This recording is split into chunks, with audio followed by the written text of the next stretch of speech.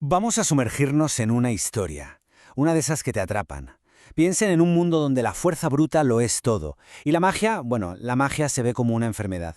Y justo ahí, en ese mundo, nace un niño con un poder que podría hacerlo saltar todo por los aires. Esta es la trágica historia de origen de Kortal, el titán silente. Pero, ¿cómo llegamos a este punto? ¿Qué pasa cuando lo que para uno es un don, para el resto es una auténtica maldición? Pues para entender la tragedia de Kortal, lo primero es entender el mundo que lo forjó. Un mundo, literalmente, de piedra y de miedo. Vale, empezamos por el principio. En el mismísimo corazón de este mundo viven los Utharam. ¿Y quiénes son? Pues una raza de gigantes de piedra, imaginad, tan antiguos como las propias montañas. Para esta gente, la tierra no es solo el sitio donde viven, es que es parte de ellos, de su ser. Son, en esencia, un pueblo de roca y convicciones inamovibles. Su honor es algo que no se puede romper y su fuerza es, bueno, legendaria. En su cultura, ser resistente no es que sea una virtud, es que es la única manera de vivir. No hay otra opción. Y aquí es donde la cosa se pone interesante, donde vemos el núcleo del problema. Fijaos en la comparación. Para los Utharam, todo se basa en el honor, la permanencia, la fuerza. Y la magia, pues todo lo contrario. Es una abominación, una debilidad, algo que les provoca un miedo atroz. El conflicto de Kortal no es que surgiera de la nada, es que estaba grabado en la mismísima esencia de su pueblo. Claro, ese miedo a lo que no entienden, a lo desconocido, al final se convierte en odio puro y duro. Ven la magia como si fuera una plaga que contamina el mundo, una fuerza que, y esto es clave, no pueden controlar a base de puñetazos. Y claro, en un mundo de gigantes de piedra, lo que no se puede someter por la fuerza, se tiene que destruir. Es así de simple y de terrible. Y en mitad de este panorama, de este mundo de piedra y miedo, nace un niño que sin saberlo, lo va a cambiar absolutamente todo. Su nombre, Kortal. Y no fue un nacimiento cualquiera, no. Nació justo durante el eclipse de 3 estrellas, un evento rarísimo y considerado de muy mal agüero, o sea que Kortal estuvo marcado desde su primer aliento. Su llegada fue como una grieta en los cimientos de su tribu, una señal de que las cosas estaban a punto de torcerse. Y a medida que el pequeño Kortal crecía, el miedo de su gente crecía con él. Lo que para cualquier otro niño serían juegos, para él eran presagios. Como se ve aquí, con solo 5 años lo encuentran dibujando runas antiquísimas en las piedras, símbolos que su mente no podía conocer pero que sus manos recordaban. Luego, con 7 camina sobre un lago helado y va dejando estelas de luz, y a los 8 se despierta gritando en lenguas que asustan hasta a los cuervos. Cada nuevo suceso era una prueba más para ellos de que estaba corrupto. Así que pensadlo bien. Antes incluso de que él mismo entendiera qué le pasaba, qué era ese poder, Kortal ya estaba condenado. Su destino no lo marcaron sus actos, sino el pánico de la gente que, en teoría, tenía que haberlo protegido. Para su propia tribu, él ya era un caso perdido. Y con este caldo de cultivo llegamos al momento clave, al punto de no retorno. Nos vamos a un lugar prohibido, a un evento que va a sellar el destino de Kortal para siempre.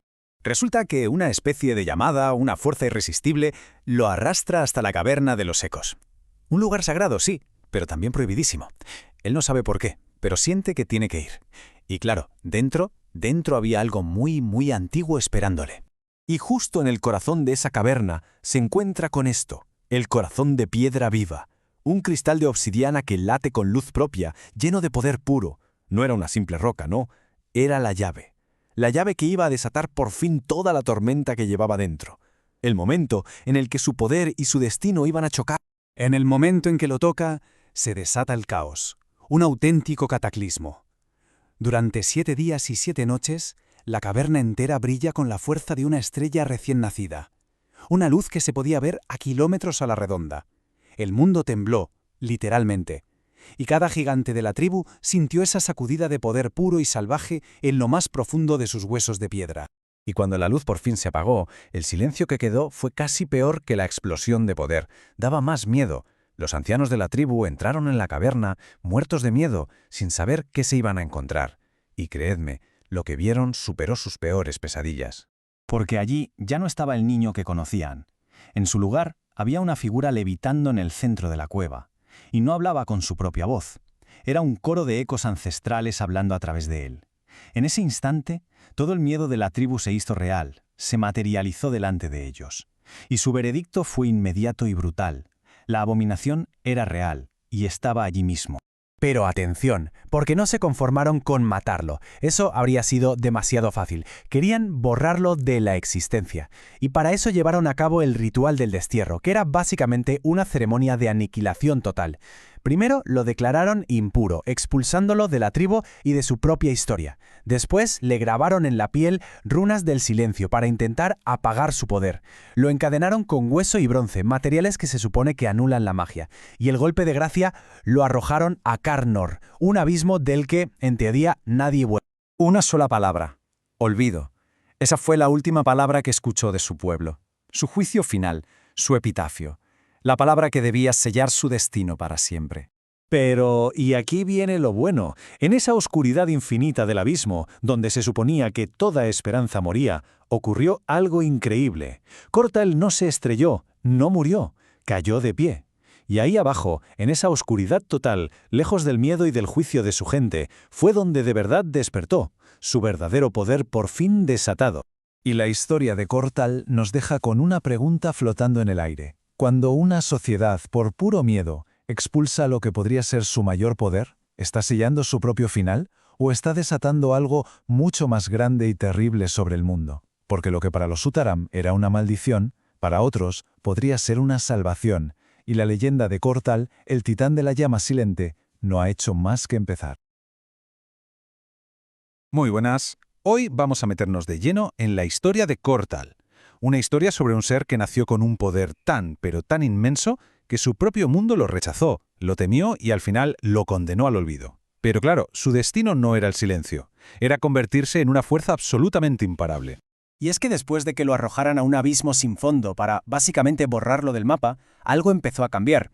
El silencio que le impusieron no fue el final de nada, sino más bien el principio de una nueva canción. Y ese mundo que tanto se esforzó por olvidarlo, pues no le quedó más remedio que empezar a escuchar. Así que la gran pregunta es esa, ¿verdad? ¿Cómo es posible que un poder que nace del silencio más absoluto se transforme en una canción de pura furia? Pues eso es lo que vamos a desgranar hoy. La increíble transformación de Cortal. Desde un potencial dormido en la oscuridad hasta convertirse en una fuerza que reescribió las reglas de la magia a base de exilio, aprendizaje y una venganza devastadora. Su historia, como muchas de las grandes, empieza en la más profunda soledad.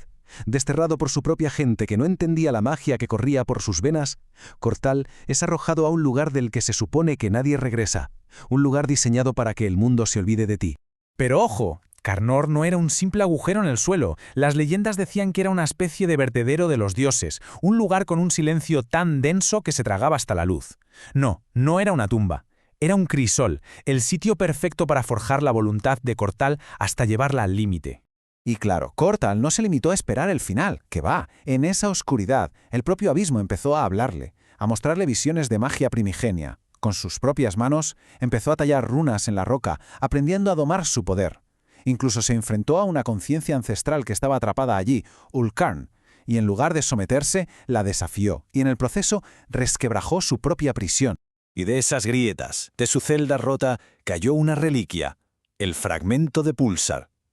Con él, Cortal, un ser que jamás había dicho una palabra, por fin podía crear ondas sónicas con simples gestos. Su magia silenciosa, por fin, había encontrado una voz.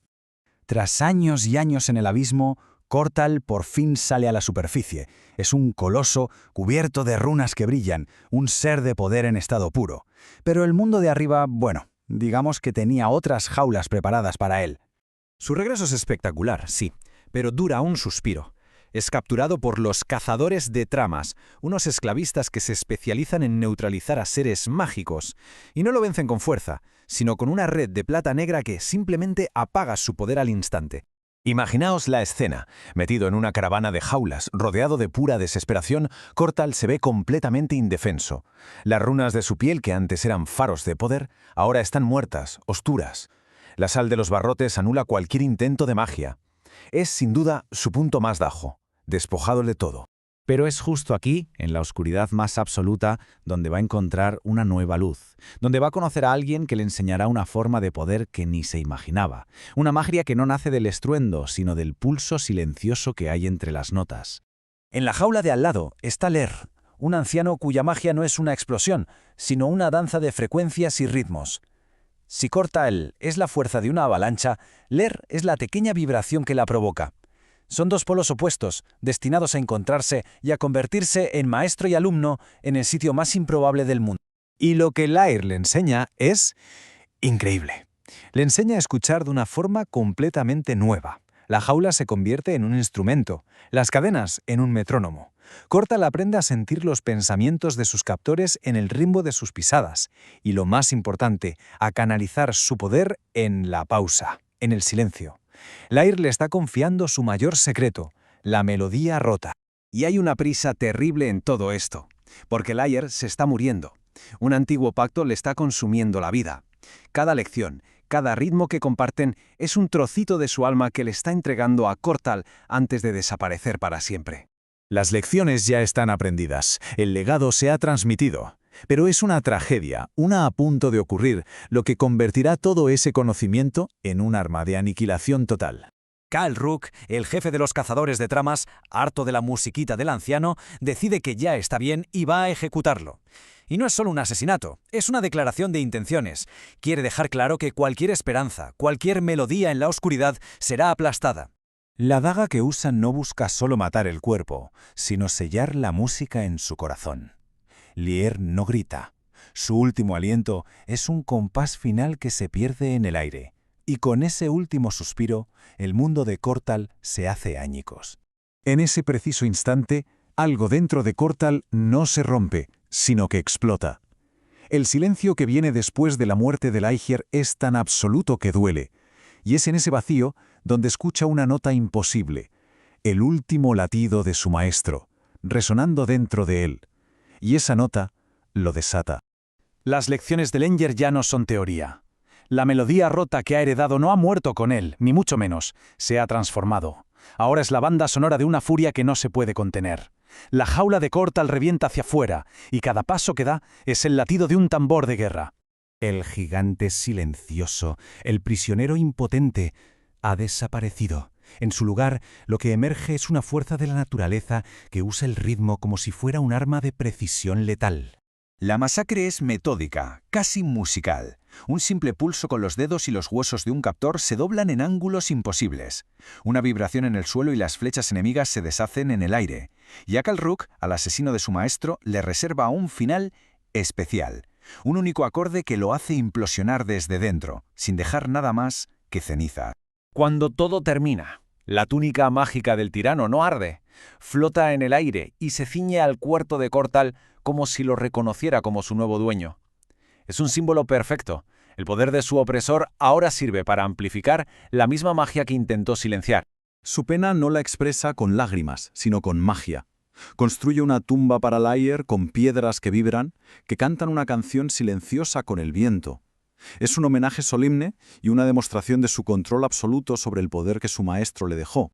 Al final, Cortal ya no es el prisionero del abismo ni el esclavo de los cazadores. Se ha convertido en algo completamente nuevo. Es la encarnación de una melodía forjada en el silencio, el dolor y la furia. Un poder que resuena por todo el mundo, un eco que ya es imposible de encadenar. Y la pregunta que queda en el aire es, ¿qué hace un poder así una vez que es libre? Hoy vamos a meternos de lleno en la historia de Cortal, un titán cuyo viaje va a redefinir por completo lo que entendemos por poder. Una historia que nos enseña que la verdadera fuerza no está en el ruido, sino en la resonancia del silencio. Y esta frase, fijaos bien, es la clave de todo. Era el pilar de una orden ancestral y a la vez la primera gran lección en la increíble transformación de nuestro protagonista. Pues esa es la gran pregunta, ¿verdad? Y con ella arranca un viaje épico hacia una maestría que pocos pueden imaginar. Y ojo, porque la primera prueba no va a ser de fuerza bruta, para nada, sino de pura percepción. Primera parada, el Templo del Ritmo. Un lugar donde, efectivamente, la clave es escuchar lo que no suena. Cortal llega hasta allí guiado por un mapa rítmico que le dejó su maestro, Lier, y se encuentra con un sitio sagrado donde la magia no se dice, se siente, es vibración pura. Y dentro los desafíos eran una locura. Hablamos de corredores donde tenías que moverte siguiendo un ritmo que no podías oír, trampas que saltaban si te desviabas 1 milímetro de esa cadencia silenciosa e incluso puertas de piedra gigantes que solo se abrían si sincronizabas tus propios latidos con su frecuencia. O sea, todo era una sinfonía de silencio. Había que estar en perfecta armonía con el universo para poder avanzar. En el corazón del templo le esperaba la prueba final. Pero no era un monstruo. Era un reflejo de su propio poder. El eco del primer ruido. Fijaos qué pasada. El poder de Cortal era fuerza rítmica, pero este eco lo que hacía era anularlo todo. Si lanzaba fuego, el eco lo convertía en hielo. Si usaba fuerza, la transformaba en gravedad. La demostración perfecta de que la fuerza bruta no sirve de nada contra la armonía. Claro, Cortal se da cuenta de que así no va a ninguna parte. Por más fuerza que use va a perder. Así que hace lo más inteligente. Para de luchar. Se detiene. Y en lugar de atacar hacia afuera, crea algo dentro de sí. Una melodía interior, un ritmo que solo pertenece a su alma. Algo que el eco, que solo sabe copiar y anular, no puede contrarrestar. Y así, lo silencia. Vale, superada esta prueba, entramos en una nueva fase. El poder de la intención. Porque de ahí saca un arma increíble, el bastón del lamento doble, capaz de quebrar la realidad. Pero claro, el siguiente desafío es todavía mayor. Ahora se enfrenta a un ser que no refleja la magia, sino que, directamente, se la come. Y este ser es el devorador de ritmos. Imaginen una entidad tan antigua que es anterior al lenguaje mismo. No es que oiga la magia, es que la devora. Y lo peor no es eso, es que, al consumir el hechizo, te roba también el recuerdo asociado a él. Una auténtica pesadilla. La lucha es sencillamente imposible. Cada hechizo que lanza Cortal, desaparece, consumido. Y con cada ataque pierde un recuerdo. Llega a olvidar hasta la cara de su maestro, Yer. Su bastón, su arma más poderosa, no sirve de nada. Todo su poder se ha convertido literalmente en comida para esta cosa. Y justo ahí, en su peor momento, al borde del olvido total, recuerda una verdad fundamental que aprendió en el abismo. Y es esta idea. Antes del sonido, existe la intención. La voluntad, el simple querer hacer algo, es la fuente de todo poder. Es lo que viene antes de cualquier acción. Así que, movido únicamente por esa intención pura, hace lo impensable. Coge su poderoso bastón y lo rompe. Pero no como una rendición, ¿qué va? Es un ataque. Al romperlo libera una onda de disonancia pura, silenciosa, una especie de antimagia que el devorador, que solo sabe consumir ritmos, es incapaz de absorber. La criatura se desintegra, y lo único que queda es un cristal mudo. Cortal lo toma y se lo incrusta en el pecho. Y ese es el momento en que lo cambia todo. A partir de ahora, su magia ya no necesita ritmo ni sonido. Nace directamente de su voluntad. Pura intención. Con este poder completamente nuevo, silencioso, fluyendo por sus venas, llegamos al retorno del titán. Cortal vuelve a su tribu, a la misma gente que lo expulsó, pero no busca venganza, sino demostrar una nueva verdad. El regreso es duro. Su gente ha sido forzada a olvidarlo, y solo la anciana, Yalra, lo reconoce. Pero justo entonces ataca una serpiente ancestral que lleva siglos aterrorizándolos. La prueba perfecta.